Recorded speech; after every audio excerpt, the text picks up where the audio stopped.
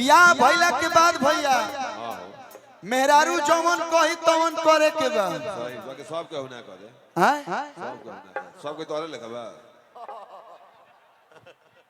तू कर दर त हमनियो को ओइ में शामिल करबो मेहरारू के प्यार कइल आजकल के भैया गुनाह हो प्यार करे के सब बात थोड़े माने के बा सब बात मानना पड़ेगा हां भाई हमनी तारा लेखा मीठा रस ना होई जा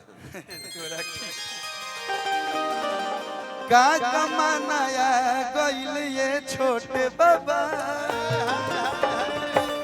कोनो चीज के अति ना बहुत खराब हो चाहे वो प्यार के अति होके चाहे हर चीज के खइला के पियला के तो प्यार उतना ही कीजिए अति के बाद फिर दुर्गति चालू हो जाला हां तो मेहरारू जोन कहती है तनी तनी गुलाबी साड़ी मांगती है ले आ दो तो देखेला तरस जाहो देवारा सरबिया तो कींदी हो राजा सड़िया गुलाबिया कींदी हो राजा सड़िया गुलाबिया तो कींदी हो राजा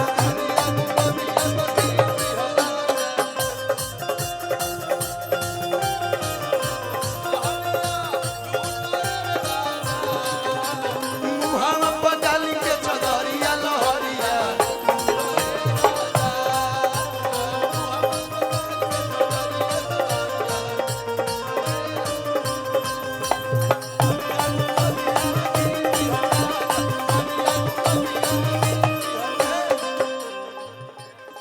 हाई मेकअप कइला के का जरूरत बा जब तू इतना खुदे सुंदर बाड़ू मेकअप के से चमड़ा और मोटा हो जाता हाई बताओ बार रंगवैले बड़ बुझाता कि भेड़ा के बार हो रंगवैले नहीं खे हां खाना में कर सब परवे पाक कइले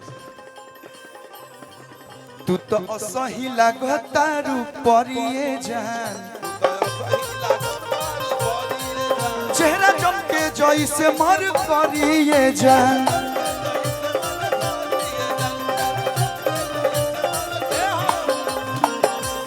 मुना राम के लिखी है तो हपे की तबिया उपन्यास लिखत भाई धान हंसी कुमार बिक्कू जी एक बार जोरदार ताली शिव कुमार बिक्कू भाई के लिए आप लोग बजा दीजिए जोरदार ताली बजा के आशीर्वाद दीजिए जहानाबाद जंक्शन धन बहुत ही अच्छे सिंगर बहुत ही प्यारा इंसान जवाब नहीं आपके व्यवहार का मंच पे उपस्थित निशा उपाध्याय जी हैं मेरा छोटा बाबू आर्यन बाबू प्रियंका जी सरगम आकाश भाई हम निशा के ना भुलाई न कभी हम अपना जीवन निशा के भुला के नहीं जीवन खत्म हमारे एगो ऐसा निशा नाम बा कि हमारे पीछे नहीं के छोड़ा सबके स्वागत सबके अभिनंदन और कुछ ही देर में भोजपुरी के सुपरस्टार हमनी के बड़ भैया सबके दिल में बसे वाला पवन सिंह जी के भी पवन भैया के भी आगमन होके वाला बात एक बार एडवांस में जोरदार ताली बजा दो लोग चारों तरफ से यही तो पब्लिक चाहिए यही तो आप लोग जैसा कोई नहीं है सबको आप लोग बराबर प्रेम देते हैं लव यू नीरज भैया आपको थाना प्रभारी साहब बुला रहे हैं मिलने जाकर के उनसे नीरज भैया चलता रहे अरे कि मुना है छोटे लिखी तो हपे की तबिया कि ये हो हमर भभिया तो देखेला तो रस जाहो देवारा सरबिया हेलो हम जानते हैं इधर कोई नहीं पीता है फिर भी इन लोग के लिए देखेला तो रस जाओ है यूट्यूबर सरबिया तक कींदी हो राजा सड़िया गुलाबिया कींदी हो राजा सड़िया गुलाबिया तक कींदी हो राजा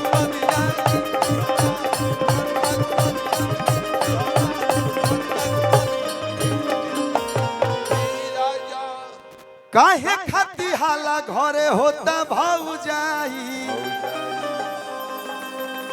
हमारा के साफ साफ दोना बताई गांव में समाज जुटल राज आज खोली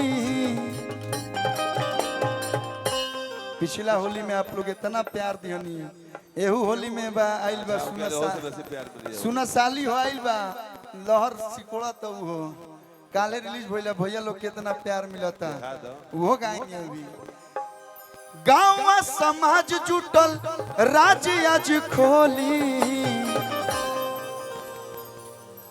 साफ सुथरा बात बताओ है मारो लोग मत भैया। हेलो आराम से देह बनी खा डंडा प्यार से, चलावे, हवा में भांजे के बा प्यार से कहबो मैं लड़का जान दे दी है सो। देह डंडा से भेंट ना होके चाहिए, खाली हवा में। मालूम है आप लोग भी अपना ड्यूटी कर रहे हैं। माना लाठी भाजो तोरा लाग जी एक दूगो के तो का होई। जहाँ देखिए से कुछ लाल रंग अब का तना लाल हो जी हमारे नहीं के मालूम। ऐसे प्यार से आप लोग भी बात मान जाइए।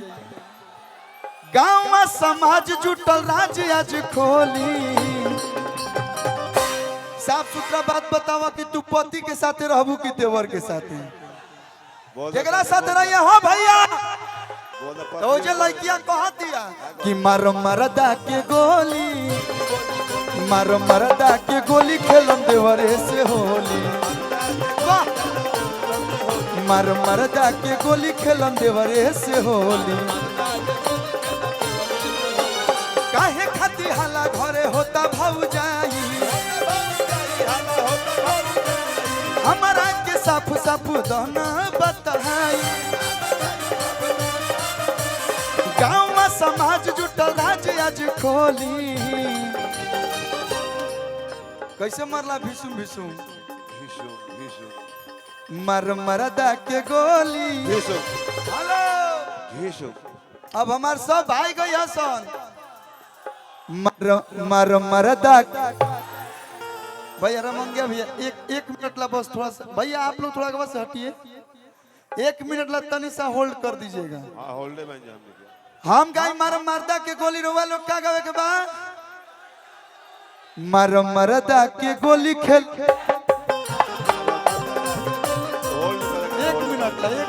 1 मिनट ला होल्ड हो जाए। बड़ी मेहनत करता है सब भाई हमारे। हाय मैं जवरवे कलाकार हो, गली गली सिंगर बने जा कि मार मरदा के गोली खेल, मार मरदा के गोली खेलम। हाँ भैया भैया भैया हेहू साइड तनी मनी गा दिलो कि मार मरदा के गोली खेल। जियो हेनियो पावर बा भाई। तो मार मरदा के गोली खेलम देवरे से होली। मार मरदा के गोली खेलम देवरे से होली।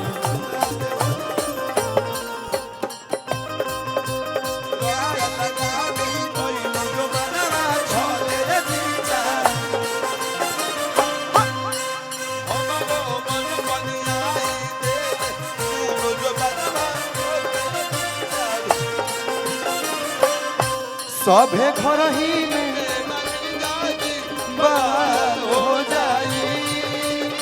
हेलो हेलो हे डाल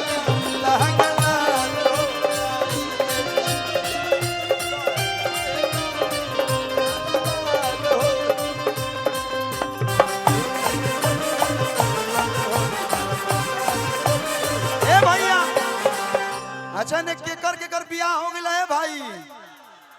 केहू के नहीं खे भाई हो गए झूठ बोलता लोग। हऊ बाबो कहत नहीं खे भाई। अरे तो बाबा दुआ हो गए बड़े पहल के मैं न खाई। हई मैं देखो हई मैं भाई बड़ा सन एक बार ऐसे फ्लाइंग किस दे ना दो।